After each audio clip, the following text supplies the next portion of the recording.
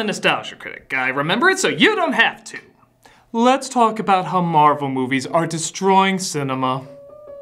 Yes, they may be fun and exciting with good characters, comedy, drama, and action. And yes, they've allowed us to bring what we thought we couldn't bring to the big screen and people that are so familiar they almost feel like cinematic family to us now. But there's just too many of them. Some of them, I dare even say, are not great. Out of their 20 hit movies that came out in the past 10 years, 4 of them were kind of meh. I'd even go so far as to say, eh. It's not like we went through a dark age of cinema where the majority of films were creatively and emotionally bankrupt. It's not like Marvel movies are anything compared to those masterpieces. I'm sorry, I like Marvel! I get why it's popular to argue they're repetitive and there's too many of them, and sure, a lot of them are even that bad arguments, but even before the MCU, Hollywood was running on creative fumes. Imagination and good storytelling was kind of a rarity, and they were still repeating the same ideas and stories, just in really shitty ways. Marvel isn't perfect, but it's constantly entertaining and constantly turning out much better films than that dark age of cinema I mentioned earlier. I'd much rather watch the worst of Marvel with at least their charming main characters than the majority of what came out for years and years. The reason I bring this up is to show that I am a giant Marvel Cinematic Universe fan. But there is one criticism that everybody makes that I tend to agree with too. The villains suck.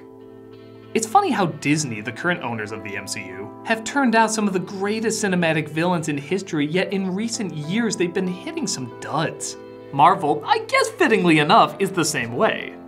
Ever since their first hit with Iron Man, the villains have always been not awful, but underwhelming. They're boring, uninteresting, kinda silly, and even when they're given a good backstory or reason to be evil, they just seem unpassionate. Now don't get me wrong, the comics they come from usually have a lot of great emotional development, as well as interesting story threads, but the movies, despite doing a lot of other things very well, never seem to reflect that. Even when Samuel L. Jackson was trying to defend Marvel, he had to hand victory over to DC when it came to the villains. There's Marvel, where you have heroes, and there's DC, where you have interesting bad guys. It seems that again, like recent Disney, the focus seems to be on making the main characters more interesting and complex. Which many people would agree is probably the more important element. And yes, there is an irony that early on, Disney properties seem to be focused on making the villains more charming and complex, while the title characters seem secondary in terms of interest or passion. But of course, the focus should be making the hero and the villain equally interesting. This is admittedly tough though, especially when for years people didn't take your medium seriously. Comic book movies are big hits now, but for a while they were seen as box office poison. Nobody wanted to make them, they were seen as kid stuff, too corny. So not only did focus have to be on the hero having emotional substance that can be taken seriously, but it had to be done in not just one film, but a lot of films to show this is a genre worth paying attention to. So for a long time, we got forgettable antagonists, usually with complicated plans, very little personality, often just a dull stick in the mud. Despite many of them being played by good actors, they never left the impact that made their original characters so engaging. That is, except for Loki. Everyone seemed to like Loki, despite him being, and let's be fair here, often pathetic. He looks silly, nothing goes his way, he's constantly outwitted, and his motivation might be the weakest out of any of the villains. He just wants attention. But with that said, that is a very relatable motivation. Therefore, we do always feel empathy for how things never go his way. And on top of that, he's just funny. For a while, he was the only Marvel villain who smiled. He enjoyed being the trickster, the manipulator, the one that made everybody's life an obnoxious hell. I think a lot of us can connect with that joy that ties to our inner troublemaker, doing something wrong to get something that you want. Outside of Loki though, Marvel offered very little that stood out. Honestly, if you ask me who was the second most intimidating threat in the early run of these movies, I'd say Gary Shandling whispering "Hail Hydra." That's how unimpressive things got. With such an unimpressive lineup, many thought that the presentation of Thanos, the ultimate villain that had been built up for several movies, was never gonna deliver on what was being promised. But then, somewhere around 2017, things started to change. In Guardians of the Galaxy 2, we got Kurt Russell as Ego. He was a surprisingly good villain.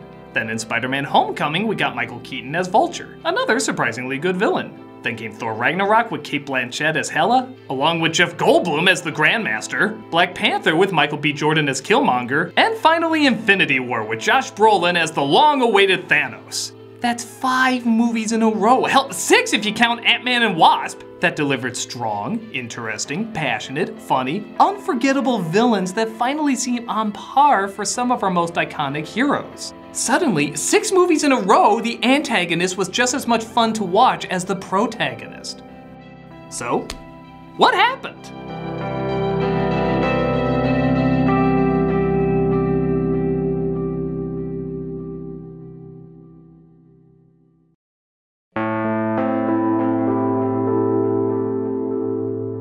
How did these baddies go from miss after miss to hit after hit? What were these villains doing that these villains weren't? Well, I don't think it's one specific thing, but I do think all of them have several elements in common.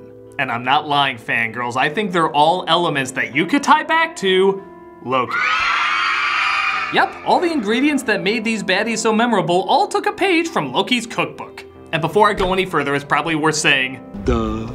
Let's take a look at Guardians of the Galaxy 2. Ego, throughout the majority of the film, is a likable guy. He's a jokester, he's a visionary, he's a go-getter. For him, you can get anything you want if you just try hard enough. Like Loki, he was the only one who started smiling, enjoying what he did, thus we enjoyed watching him. He's easy to like, which makes it all the more heartbreaking when you find out what a psycho he truly is, and serves also as a cautionary tale about who you can trust, even if it's apparent. This lesson wouldn't be nearly as dramatic if we didn't enjoy watching him as much as we did.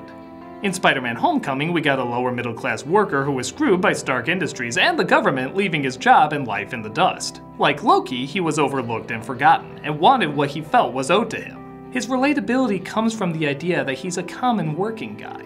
So much so that it's an absolute shock when you see just how common he is. Switching back and forth between prom chauffeur and murdering mastermind showcases how little the loss of human life can be. It's like a common job to him, demonstrating his creep value. In Thor Ragnarok, we get a banished sister Thor never knew existed. Like Loki, she looks extravagant, enjoys her evil side, and can even get out a good one-liner here and there. But let's be honest, Loki looks far more fabulous in feminine green outfits. She can be funny, but she can also be quite menacing, not just in how physically powerful she is, but also her over-the-top demeanor in killing someone. Look at that face, that is hardcore. On the other end is a comedic overlord who wishes to entertain while also being entertained himself. He's kinda like the ultimate couch potato, just sitting around in his robe. Except the shows he watches are real people and he cares nothing if they live or die. Again, with both of these villains, there's a strange attraction to having so much power you can just do whatever you like and act however you want to act. Going as big and crazy as you want, just in different ways. Of course, pushing to the point of hurting innocent people is what separates us from siding with them, but still their underlying enthusiasm for what they do is addictive to watch. In Black Panther, the opposite approach is taken. Killmonger was one of the most serious villains the Marvel movies have ever thrown at us. Like Loki and Vulture, he feels abandoned and ignored with what should be his. But it goes even deeper than that. Killmonger knows there's a great power not being utilized in a way that can help millions. But rather than use it for peaceful purposes, he uses it to go to war, figuring obtaining peace through force is the way to go. While this idea is similar to many other Marvel villains, we see the harsh environment that Killmonger grew up in, how far he had to come to achieve his goal, and understand why he's been so tainted. Most of us wouldn't do what he's done, but we understand why he's doing it. We feel why he's doing it. Mostly because it's not just told to us, it's shown to us. He's the outsider to Wakanda even though he's the rightful heir. His inner city way of speech is completely different from the almost Shakespearean way people in Wakanda speak, but they're both just as big and epic. We see him start off quiet, almost sneaking under the radar. In fact, the brilliance of this villain is at first we don't even know he is the main villain. It looks more like it's gonna be Andy Serkis's character. But that's the idea. He appears to be an above-average henchman that turns out to be the biggest threat Wakanda has ever seen. Thus, you not only admire his stealth, but also his strategy. He starts off quiet and deadly, but becomes loud and larger than life. His motivations might seem similar, but his presentation is unique and relatable. All of this leads up to the ultimate Marvel villain, at least the one the movies were building up as the ultimate Marvel villain, Thanos. Thanos was almost the perfect reversal of what the Marvel villains have been in the past, because he went from being the second main focus next to the lead to the main focus. Now, this could be seen as a problem, except in a movie like Infinity War with tons of main characters, like tons of main characters, it only makes sense that the main threat should be the link that ties them all together. With more characters in this one than any of the other Avengers movies, they knew they had to deliver what they spent over 6 years building up. Thanos is the closest to what the Disney films used to do, making the villain the most interesting and complex. But with Infinity War, it doesn't hurt any of the main characters' focus because we already know them so well. We've had tons and tons of movies getting to know them. Thus, all the simpleness, complexity, subtleties, and extremes could all be explored with the villain. Thanos feels life in the universe has gotten too out of control with violence, war, and death, so he goes the mathematical route and aims to wipe half of it out of existence. Again, kind of a similar motivation with other lesser Marvel villains, but everything from what he says and how he says it to the way he carries himself makes us understand who he is and why he's doing what he's doing. And it's all fascinating. There is little joy in what he does, but he acts like a man who used to experience joy. It's still in there, but only after he carries out his mission can he experience it again.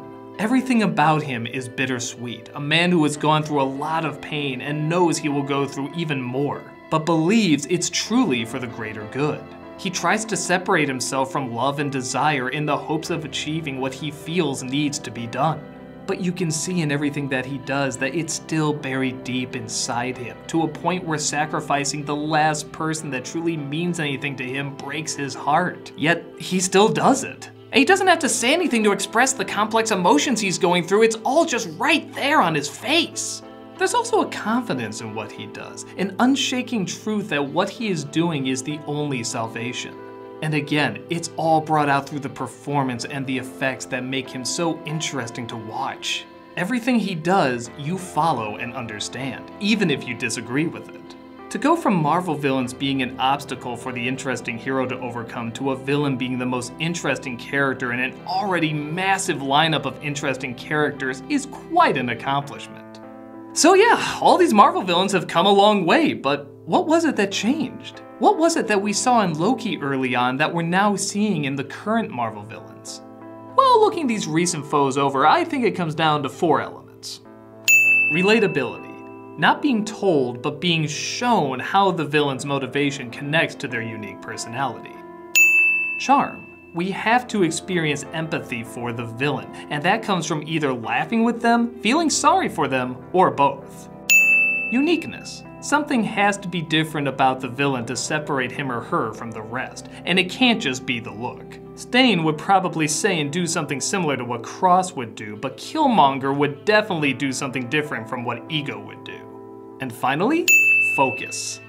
A hero can be important, but as the saying goes, a hero can only be as strong as his or her villain.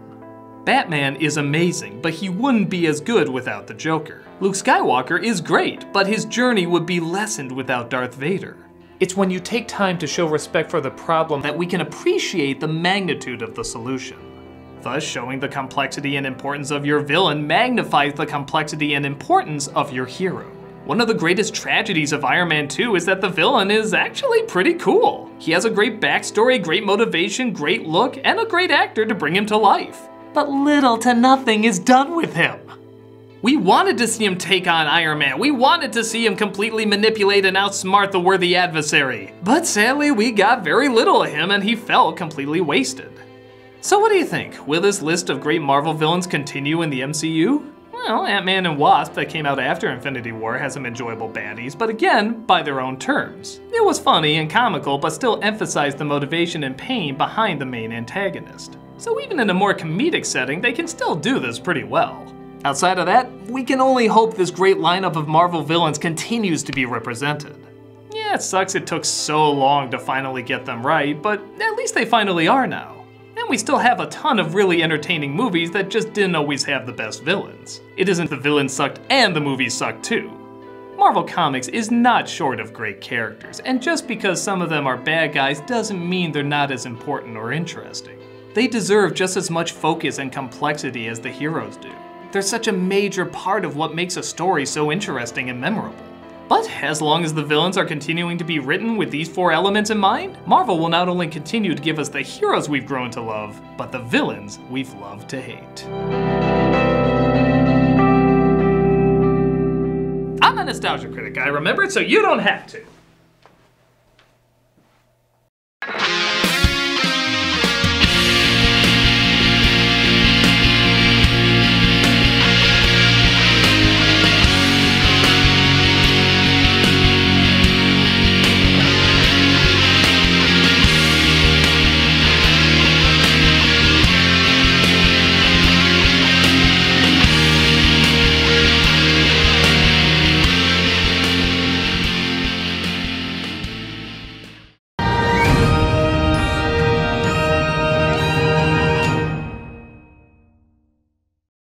Hey, Doug Walker here doing the charity shout out, and this week we are doing Episcopal Relief. Episcopal Relief facilitates healthier, more fulfilling lives in communities struggling with hunger, poverty, disaster, and disease.